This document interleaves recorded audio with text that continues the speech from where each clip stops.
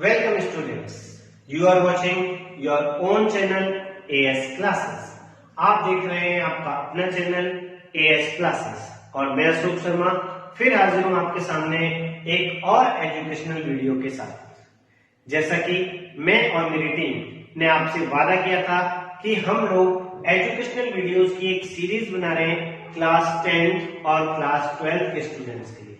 उसी को ध्यान में रखते हुए आज का जो हमारा वीडियो है वो है क्लास 10th के स्टूडेंट्स के लिए, जिसमें हम लोग क्लास 10th इकोनॉमिक्स का जो सेकंड चैप्टर है उसको डिस्कस करने जा रहे हैं। जो हमारा सेकंड चैप्टर है वो है sectors of the Indian economy. इस वीडियो में हम लोग इसी चैप्टर को डिस्कस करेंगे, sectors of the Indian economy को।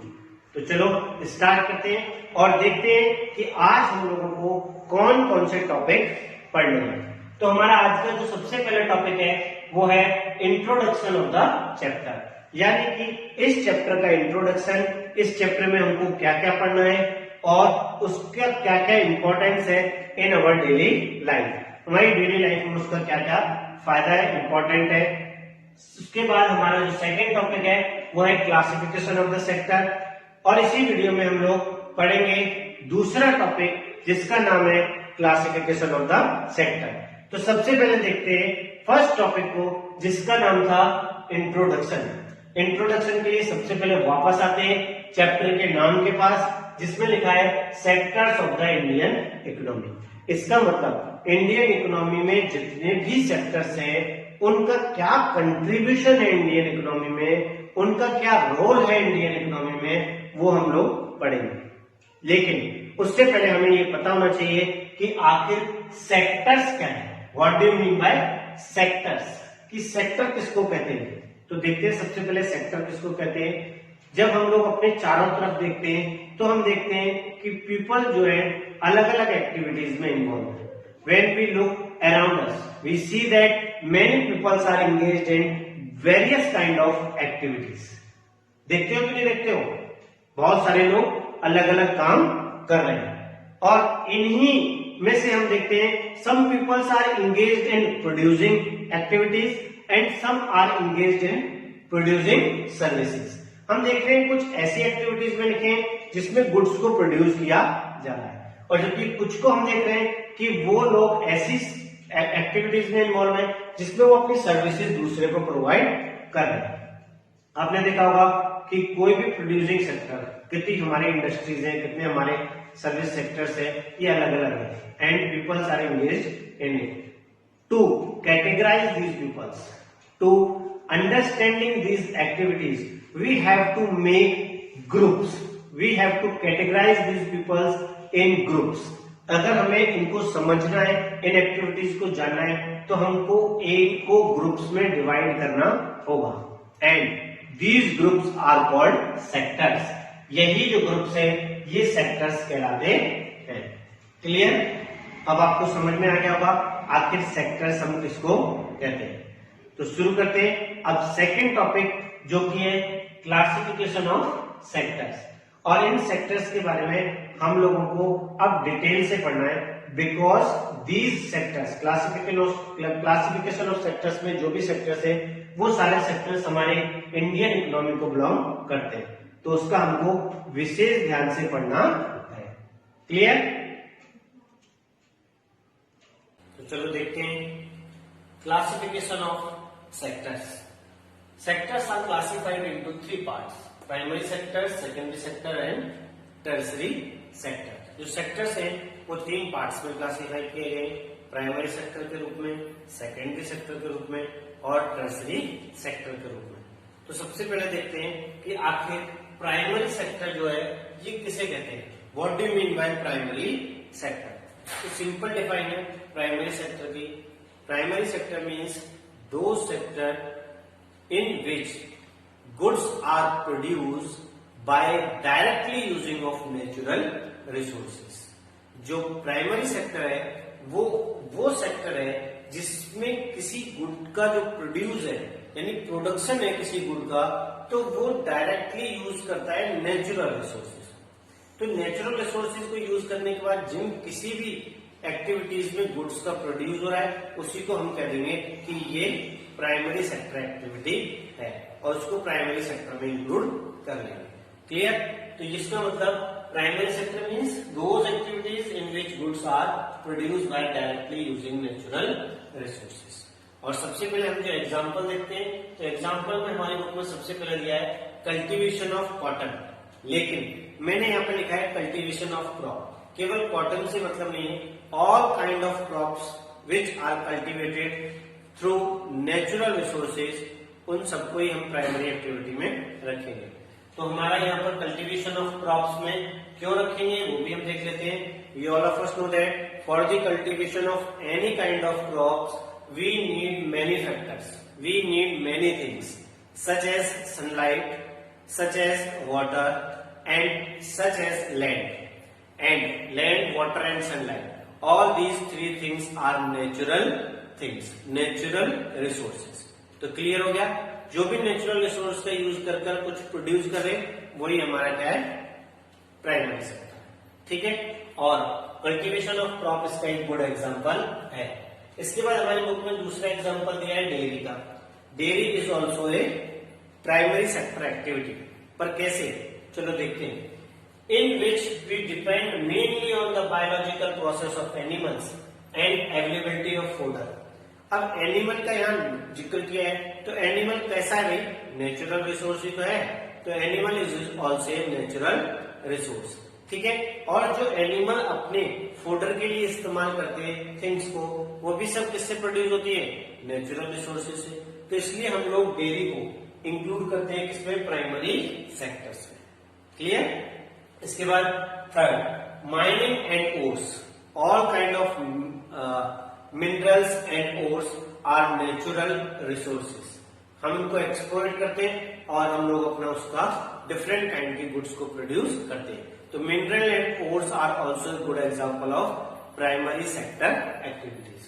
इसी बेस पर, इन्हीं सभी बेसिस पर हम ये कह सकते हैं कि primary sector is also known as agricultural sector, because most of these things are included in agriculture sector. इसलिए हम इसको एग्रीकल्चर सेक्टर के नाम से भी जानते हैं, और इसीलिए उसको, क्योंकि बहुत सारी चीजें जो इसमें यूज की है वो ज्यादातर एग्रीकल्चर सेक्टर का ही पार्ट मानी जाती है। ठीक है, इसके अलावा और भी कुछ एग्जांपल है जो हमारे बुक में दिए, जैसे fishing and forestry are also a part, also a activity of primary sector.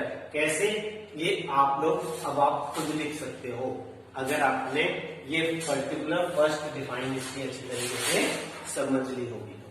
Clear? इसके बाद हम स्टार्ट करेंगे सेकेंडरी सेक्टर।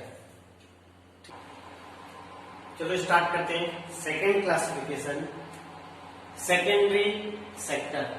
और सेकेंडरी सेक्टर के लिए ये हमें इजीली समझ में आ जाएगा, क्योंकि इस समय ज्यादातर हम लोग कनेक्ट हैं इसी सेक्टर से। तो देखते हैं आखिर इसकी डिफाइन क्या है। Secondary sector means sector in which finished product of primary sector, finished good of primary sector is converted into the new one। ऐसा सेक्टर जिसमें कि प्राइमरी गुड के जो फिनिश्ड प्रोडक्ट है उनको एक नया रूप दिया जाता है, उनको एक नए प्रोडक्ट में कन्वर्ट किया जाता है, उसी सेक्टर को हम कहते हैं सेकेंडरी सेक्टर। ठीक है, क्योंकि इसमें एक गुड से दूसरे गुड को कन्वर्ट किया जा रहा है, एक फिनिश्ड गुड को दूसरे फिनिश्ड गुड में बनाया जा रहा है, तो ऐसा मतलब मैन्युफैक्चरिंग हो रही है। इसी वजह से इसको मैन्युफैक्चरिंग सेक्टर का भी नाम दिया गया है।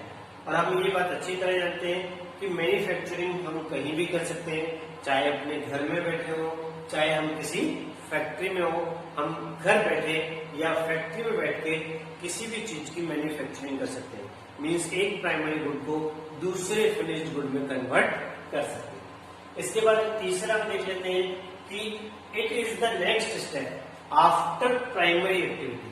सेकेंडरी एक्टिविटी कब आती है, जब प्राइमरी एक्टिविटी कंप्लीट हो जाती है। मींस प्राइमरी एक्टिविटी के खत्म होने के बाद सेकेंडरी सेक्टर का वर्क शुरू होता है। और इसके बाद fourth, the product is not produced by nature इसमें जो हम प्रोडक्ट प्रोड्यूस कर रहे हैं वो नेचर के द्वारा प्रोड्यूस नहीं है, इसमें आर्टिफिशियल फॉर्म में प्रोड्यूस किया जाता है।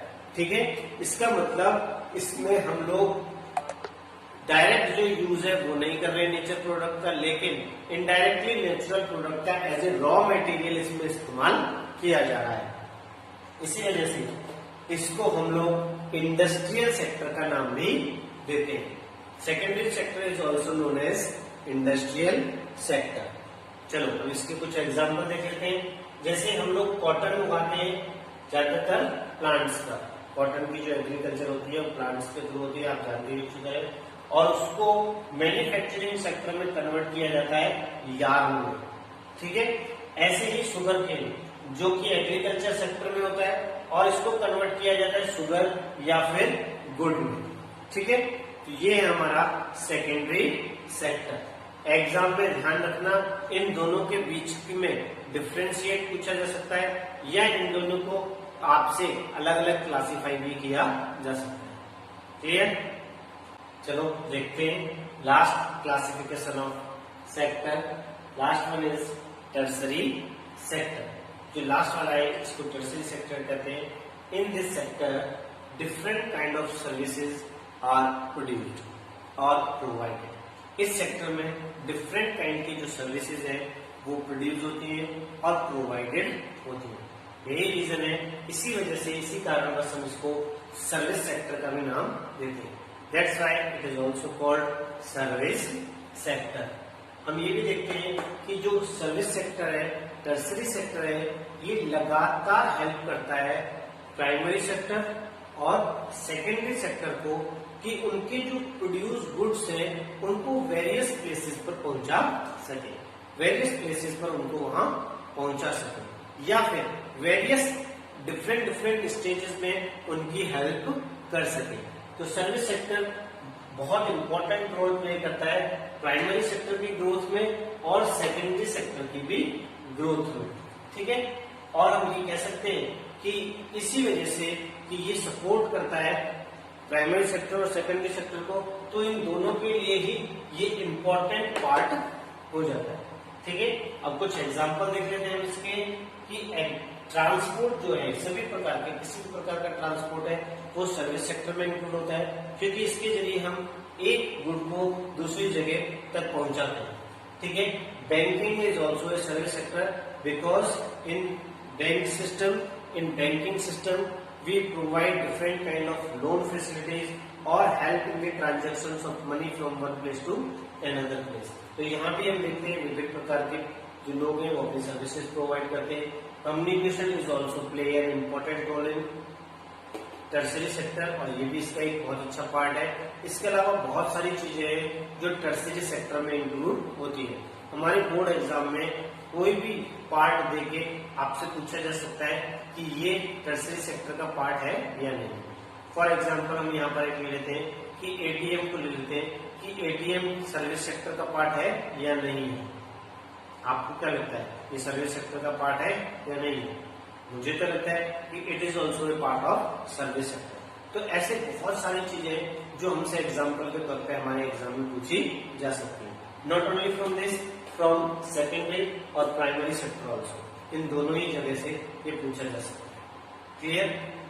ये था हमारा क्लासिफिकेशन ऑफ सेक्टर्स। ठीक है, यानी कि इस वीडियो में हमने पढ़ा फर्स्ट इंट्रोडक्शन, सेकेंड क्लासिफिकेशन, और इसी सीरीज को आगे बढ़ाते हुए हम लोग लाएंगे नेक्स्ट वीडियो, और उस वीडियो में हम लोग पढ़ेंगे comparison of these three sectors in Indian economy.